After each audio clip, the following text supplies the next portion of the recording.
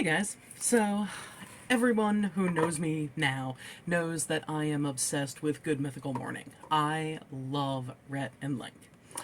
I got into them back in 2019, right after a breakup with a traitorous, lying, cheating mama's boy of an ex. And they gave me something to laugh about, which I was very grateful for. And the best part is, in October of 2019, they released The Lost Causes of Bleak Creek, their young adult novel, which you should read. It's excellent. And they were doing a six-city tour to promote the book, to talk about the background of it, to put on a show for the audience. And one of the cities that they were in was New York. So I bought my VIP ticket and I got to meet them, and to this day it is still the greatest night of my life. October 29th, 2019. So anyway, it, as they say in the episodes, has been a part of my daily routine since, May-ish of 2019. Well, yesterday I'm watching the episode and it gets to this part. All right, let's try another trivia question, shall we? Ready.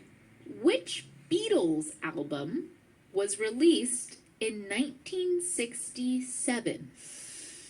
A Hard Day's Night, B, Sgt. Pepper's Lonely Hearts Club Band, or C, Abbey Road?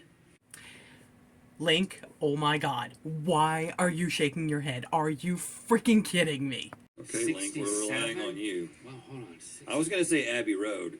Is this before they kind of went to India and everything changed? Or is it right around the same time? It's got to be Sgt. Pepper's. Okay, I'm trusting you on I this. think it might be early, but that's the middle one of the three.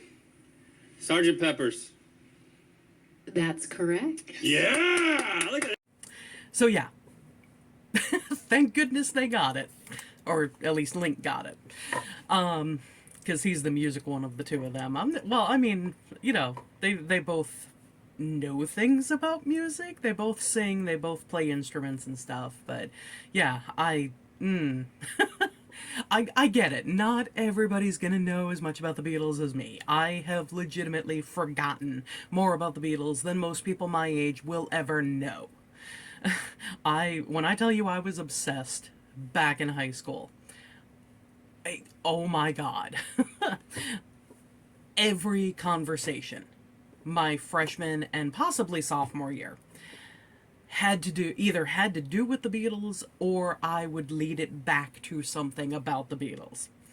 Junior and senior year, there were probably about 10 or 15 days combined between both years where I didn't wear a Beatles t-shirt to school. And I still have, I know I have over 40 Beatles shirts. It might be over 50. I'm not sure.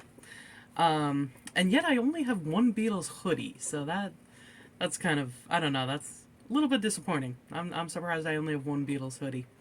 But yeah, I was so freaking into them. And, my junior year, one of the days that I didn't wear a Beatles shirt to school was because for Halloween that year, my mom I wanted her to do this. She made me a Paul McCartney Sgt. Pepper outfit. And that still ranks as one of the greatest costumes I have ever had. I gotta put a picture of it in here. So, here you go. Here is my Sgt. Pepper costume.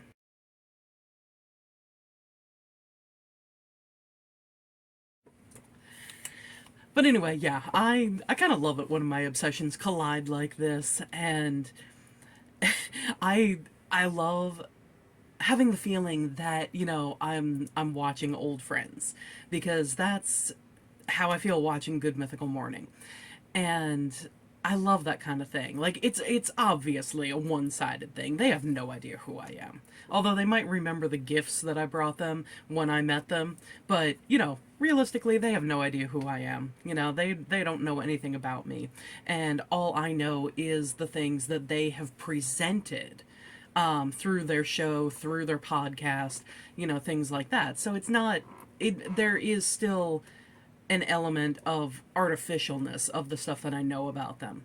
Because while I don't think that they're fabricating anything in the things that they present, they are also presenting themselves as the entertainers and comedians and, showmen that they are, at least when they're in front of the camera. But yeah, I saw that bit yesterday when I was watching the show, and I sat there and I'm like yelling at my monitor and I'm like, why are you shaking your head? Of course it's Sgt. Pepper, Summer of Love, 67. It's the only one they released that year. Actually, no, I think Magical Mystery Tour came out in 67 because Brian Epstein died in August of 67 and he was their manager. And they released the Magical Mystery Tour movie, which flopped. It was their first flop, and part of that was because, well, I mean, the majority of it is because that movie makes absolutely no sense.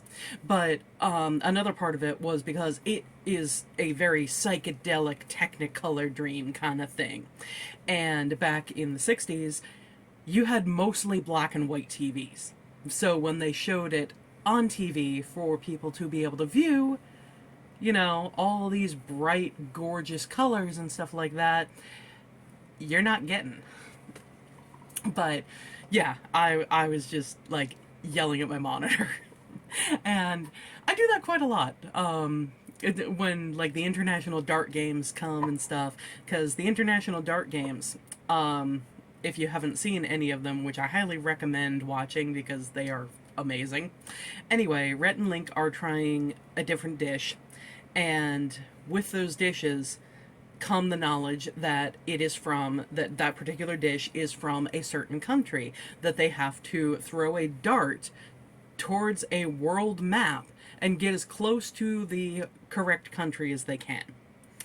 Well, they have to guess the country based on, what the food is in front of them, based on the flavors they're getting and stuff like that.